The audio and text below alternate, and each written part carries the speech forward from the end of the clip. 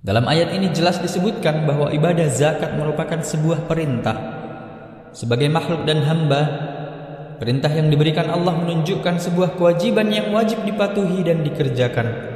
Jika menjalankan sholat adalah kewajiban yang memiliki dimensi vertikal, yakni sebuah kepatuhan untuk memenuhi hak Allah dengan menyembahnya, maka kewajiban zakat memiliki dua dimensi ibadah. Selain dimensi vertikal sebagai kewajiban kepada Allah, zakat juga memiliki dimensi horizontal dalam bentuk memberikan harta yang dimiliki.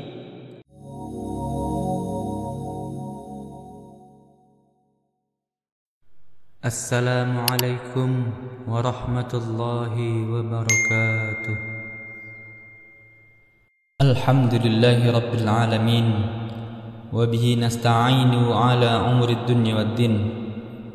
Wassalatu wassalamu ala ashrafil anbiya'i wal mursalin, nabiyyina Muhammadin sallallahu alaihi wasallam wa ala alihi wa ashabihi wat tabi'in wa man tabi'ahum bi ihsanin ila yaumiddin. Ashhadu an la ilaha illallah wahdahu la syarika lah, al-malikul haqqul mubin, wa ashhadu anna sayyidana Muhammadan abduhu wa rasuluh as-sadiqul wa'dil amin. Amma ba'd, fa ya ayyuhal hadirun ittaqullaha haqqa tuqatih wa la tamutunna illa wa antum muslimun. Faqala Allah ta'ala fil Qur'anil Karim, wa aqimus salata wa atuz zakata warka'u ma'ar raqi'in. Sadaqallahul azim. Hadirin jamaah Jumat rahimakumullah, alhamdulillahi rabbil alamin menjadi kalimat yang sudah sepatutnya diucapkan pada keseharian hidup kita, khususnya ungkapan pada kesempatan kali ini sebagai wujud syukur atas karunia nikmat Allah subhanahu wa ta'ala yang tiada tara. Kita harus menjadi hamba yang tahu diri dan tidak melupakan hakikat dari diciptakannya kita ke dunia ini. Semua ini tidak lain hanya untuk beribadah kepada Allah subhanahu wa ta'ala, dan syukur menjadi bagian dari ibadah itu sendiri. Pada Jumat kali ini mari kita juga terus mengencangkan dan menguatkan iman dan takwa kita kepada Allah subhanahu wa ta'ala dengan meyakini bahwa Allah lah yang paling berkuasa atas hidup dan kehidupan kita di dunia. Mari berjuang sekuat tenaga untuk menjalankan apa yang diperintahkan Allah dan menjauhi segala larangannya. Mudah-mudahan kita termasuk golongan orang-orang yang bersyukur, beriman dan bertakwa, sehingga akan menjadi orang yang mulia di sisi Allah subhanahu wa ta'ala.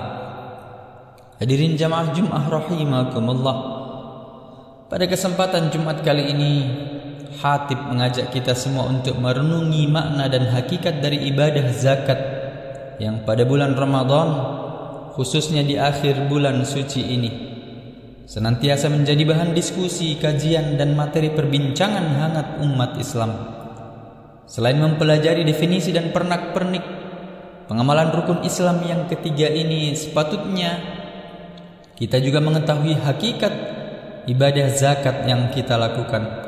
Hal ini agar kita tahu dan sadar bahwa hakikat beribadah adalah bukan hanya sekedar menggugurkan kewajiban, namun semua itu merupakan sebuah kebutuhan yang akan membawa dampak positif bagi kehidupan.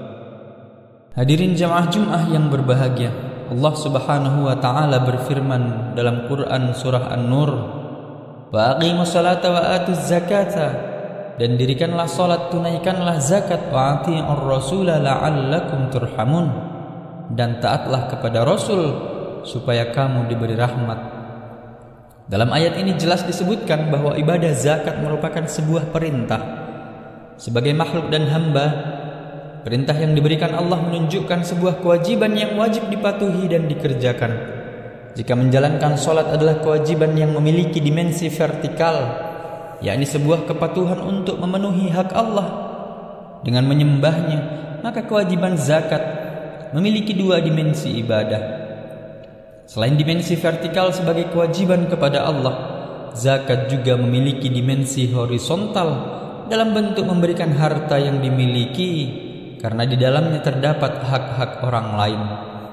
Dalam menunaikannya, zakat juga bukan sekedar memberikan bagian harta dan setelah itu selesai kewajiban kita.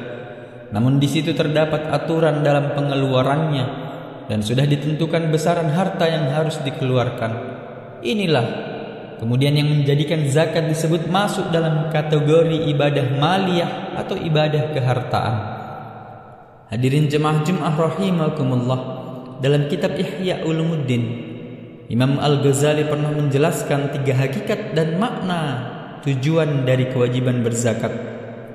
Yang pertama adalah mengeluarkan zakat mampu menjadi wujud totalitas kecintaan kita kepada Allah Subhanahu wa Ta'ala. Totalitas dalam mencintai akan memunculkan komitmen kuat untuk tidak akan menduakan yang dicintai.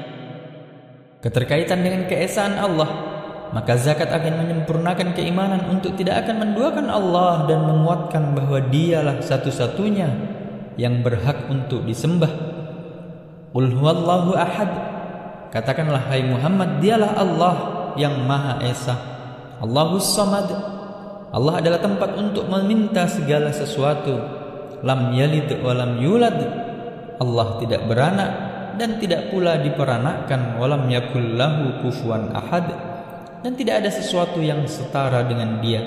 Imam Ghazali menyebutkan bahwa semakin tinggi derajat manusia di sisi Allah, maka akan semakin besar rasa cinta kepada Allah. Ketika cinta sudah kuat, maka ia akan rela untuk memberikan apa yang dicintainya untuk jalan menuju Allah Subhanahu wa Ta'ala, termasuk harta yang merupakan materi paling digandrungi dan dicintai oleh manusia ketika hidup di dunia. Sehingga esensi dari zakat adalah melepaskan hal yang dicintai untuk mengukuhkan ketauhidan kepada Allah Subhanahu wa Ta'ala.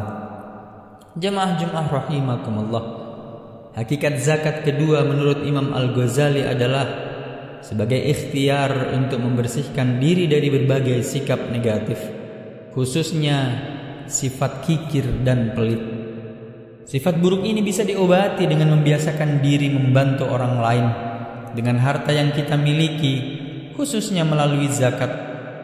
Imam Ghazali pun menarasikannya dengan kalimat, kecintaan terhadap sesuatu hanya bisa diobati dengan cara memaksa untuk berpisah darinya sampai menjadi sebuah kebiasaan.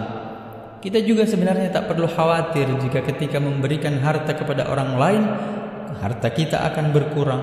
Pada hakikatnya, orang yang memberikan hartanya untuk hal-hal yang diperintahkan oleh Allah akan dilipat gandakan lebih dari yang diberikan.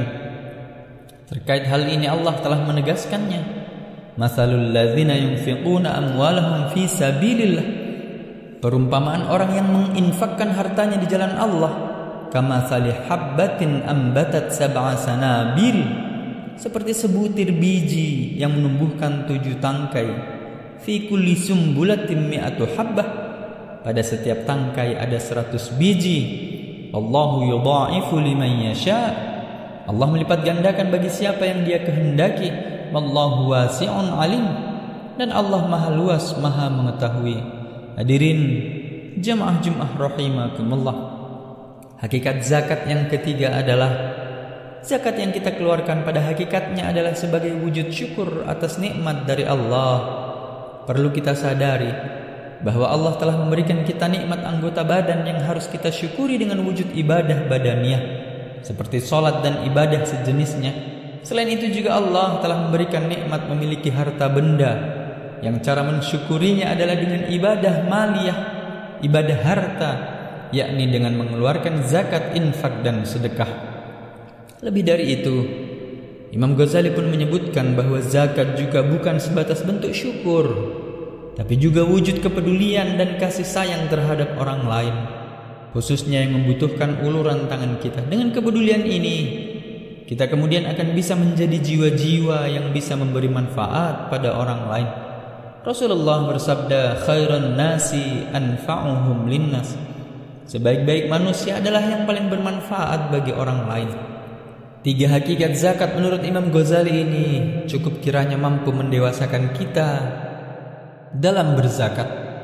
Mari niati berzakat bukan sebatas menggugurkan kewajiban, namun lebih dari itu zakat yang kita tunaikan harus mampu mewujudkan nilai-nilai luhur yang perlu ditanamkan dalam diri kita. Hadirin jamaah Jumat rahimakumullah, dari 3 hakikat zakat ini kita berharap bisa lebih meresapi ibadah zakat yang kita tunaikan, sehingga manisnya ibadah yang kita lakukan akan lebih terasa. Ketika nikmat ibadah bisa dirasakan, maka otomatis akan semakin menambah rasa kerinduan untuk terus melakukannya. Ibadah dan aktivitas apapun yang kita lakukan bukan atas dasar keterpaksaan, pasti akan maksimal hasilnya. Sebaliknya, ibadah atau pekerjaan yang dilakukan atas dasar keterpaksaan dan sebatas menggugurkan kewajiban, maka akan jauh dari hasil yang diharapkan. Sehingga kita bisa menjadi insan yang ikhlas dalam menjalankan perintah-perintah Allah dan masuk ke dalam golongan orang-orang yang dicintainya. Amin ya rabbal alamin. Barakallahu li wa lakum fil Qur'anil azim wa nafa'ani wa iyyakum bima fihi minal ayati wa dzikril hakim wa taqabbal minni wa minkum tilawatahu innahu huwas samiul alim. Wastaghfirullahal azim li wa lakum wa lisairil muslimina wal muslimat فيا فوز المستغفرين ويا نجاة التائبين.